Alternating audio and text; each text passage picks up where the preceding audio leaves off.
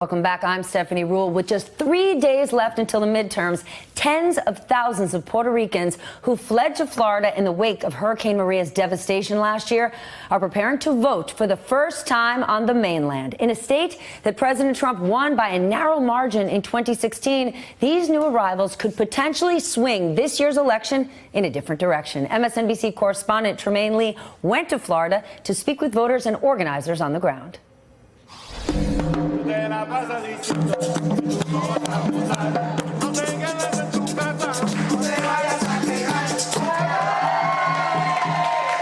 We're pushing very hard to make sure that the 1.2 million Puerto Ricans that live in Florida, we need to make sure that we show up, that we vote, and we voice our petitions.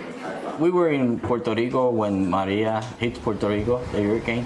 It was pretty bad over there. Everything was devastated over there. So we decided to move to Florida to look for a better living. When you think about Donald Trump, he's undercounted the death toll. The incident shortly after the hurricane, he's throwing paper towels into the crowd. How do you feel about the way the Trump administration has responded?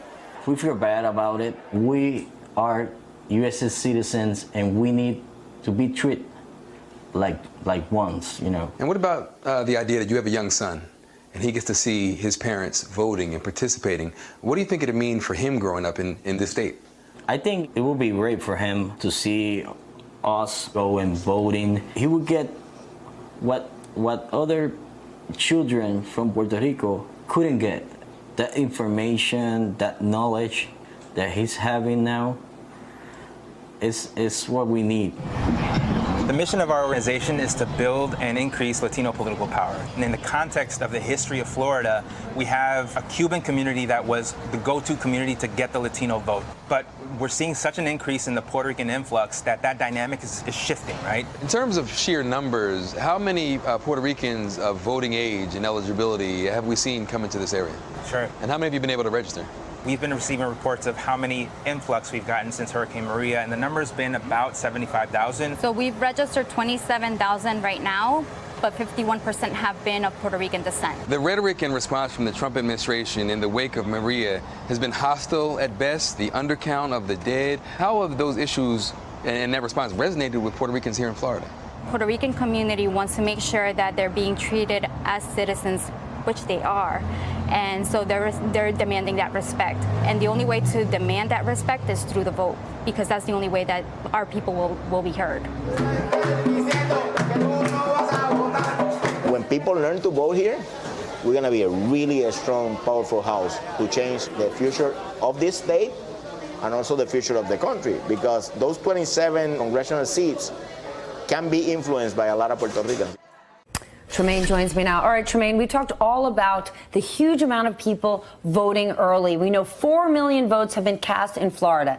Any indication of the Puerto Rican vote thus far? So far, it's not so clear, but what organizers on the ground say is that folks are enraged and energized.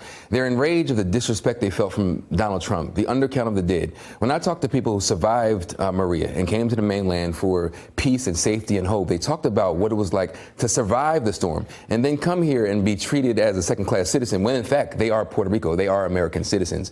And so, so far organizers are hopeful that they're able to carve out a new block of voters, because while Puerto Ricans are the fastest growing Hispanic population in Florida, they haven't always been politically active and engaged. It was always the Cubans, the conservative Cubans, but now something new is happening. What are other issues that Puerto Ricans in Florida have besides hurricane relief? Because they're building their new life here. Many aren't ever planning on going back. The big one I heard time and again was affordable housing.